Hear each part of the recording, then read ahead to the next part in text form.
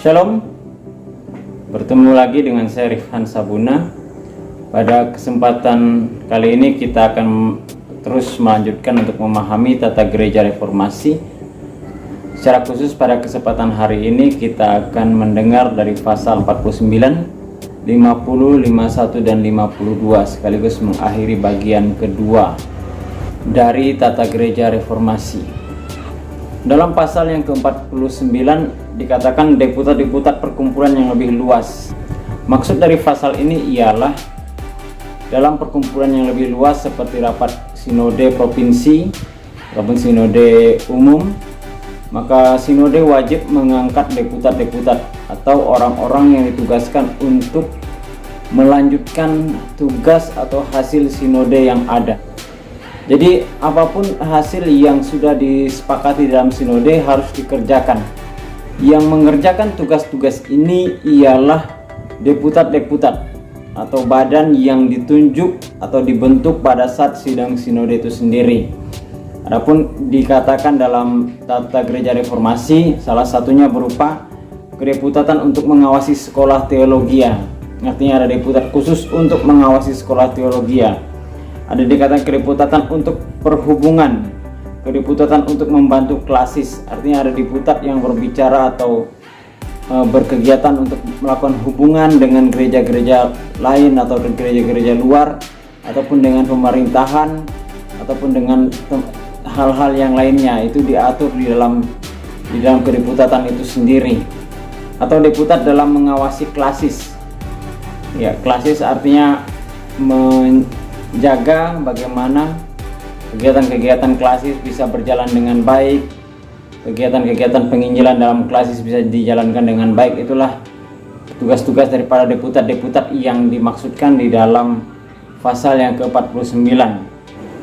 Adapun orang-orang yang ditunjuk untuk menjadi deputat-deputat ini ialah mereka yang mengikuti perkumpulan yang lebih luas atau mengikuti sinode, dan juga mengikuti sinode provinsi dan sinode umum.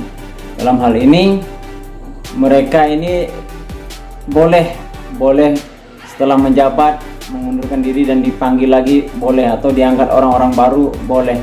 Itu tergantung daripada kesepakatan yang dilakukan di dalam sinode. Jadi itu yang dimaksudkan dalam pasal 49. Pasal yang ke-50 berkaitan dengan arsip. Dalam hal ini majelis gereja dan perkumpulan-perkumpulan yang lebih luas akan memelihara arsip-arsip. Artinya dalam setiap perkumpulan pasti ada arsip-arsip, dan itu wajib dan sangat harus dijaga dan disimpan sebaik mungkin agar di kemudian hari arsip-arsip ini bisa menjadi bagian untuk dipelajari bagi setiap majelis gereja maupun dari setiap pengurus-pengurus pengganti daripada kedeputatan, ataupun apabila ada rapat-rapat berkaitan dengan gereja atau kegiatan gereja ini, maka dari arsip-arsip inilah kita bisa melihat hal apa yang sudah diambil, hal apa yang sudah diputuskan, apakah boleh diangkat kembali. Itulah tujuannya arsip harus disimpan atau dipelihara sebaik mungkin. Pasal yang ke-51 berkaitan dengan perwakilan majelis gereja dalam hal jasmani. Yang dimaksudkan di pasal ini ialah terkait hal-hal yang merupakan milik gereja, seperti tanah gereja atau pastori yang dibangun oleh gereja. Ini adalah hak milik gereja secara jasmani. Maka selaku majelis gereja harus bersepakat untuk menandatangani, mengatasnamakan hak-hak milik gereja ini, yang mana diwakili oleh ketua majelis gereja dan sekretaris. Sehingga dalam hal ini hak-hak milik gereja tidak dikuasai oleh satu orang, namun dikuasai benar oleh gereja, secara khusus ditugaskan oleh majelis gereja.